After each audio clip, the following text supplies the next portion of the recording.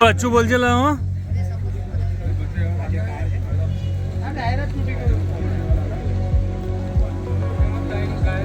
આ બસ રહે અંદર આઈ રહી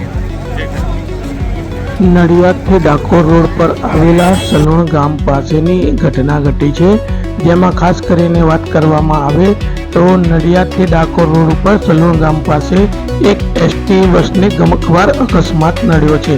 ખાસ કરીને વાત છે કે નડિયાદ એસટી બસ જે હતી તેનું ટાયર અચાનક ફાટી જતા સલોણ ગામ પાસે તે ડિવાઈડર ઉપર ચડી ગઈ હતી અને સામે ઉભેલા બે રિક્ષા ટેમ્પો ઉપર ચડી જતા અને એ રિક્ષા ટેમ્પોના ખુરચી કૂતરાઓ ઉડી ગયા હતા। ત્યારબાદ તેમાં બેસેલા 7 લોકો જે હતા તેમને ગંભીર ઈજાઓ પહોંચી હતી।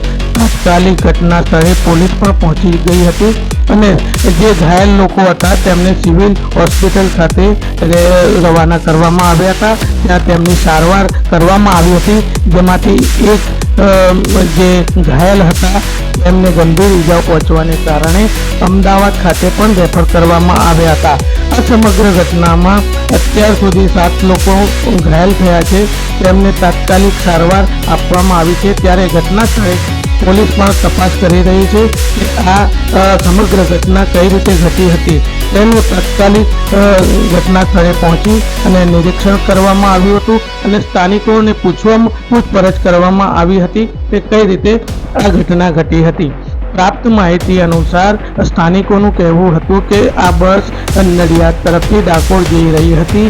તે સમયે આ બસનું ટાયર ફાટી જવાના કારણે અચાનક જ ડ્રાઈવરે કાબુ ગુમાવ્યો હતો, જેમાં ડ્રાઈવર પણ ઘાયલ થયા છે, જેને લઈને અત્યારે ખાસ કરીને વાત કરવામાં આવે તો નડિયાદ સલૂન રોડ પર આ દુઃખદ ઘટના ઘટી હતી, જેને લઈને સમગ્ર મામલે અત્યારે પોલીસ તપાસનો ધમધમાટ થઈ ગયો છે। જ્યારે ડ્રાઈવરને પણ વધતી ઈજાઓ પહોંચી હતી, તેને સિવિલ ખાતે હોસ્પિટલ ખાતે તેને રવાના કરવામાં આવ્યા હતા અને ત્યાં તેમની સારવાર અત્યારે ચાલી રહી છે। જ્યારે એક વ્યક્તિને ગંભીર ઈજાઓ પહોંચતા તેને અમદાવાદ સિવિલ હોસ્પિટલ ખાતે રવાના કરવામાં આવ્યા છે।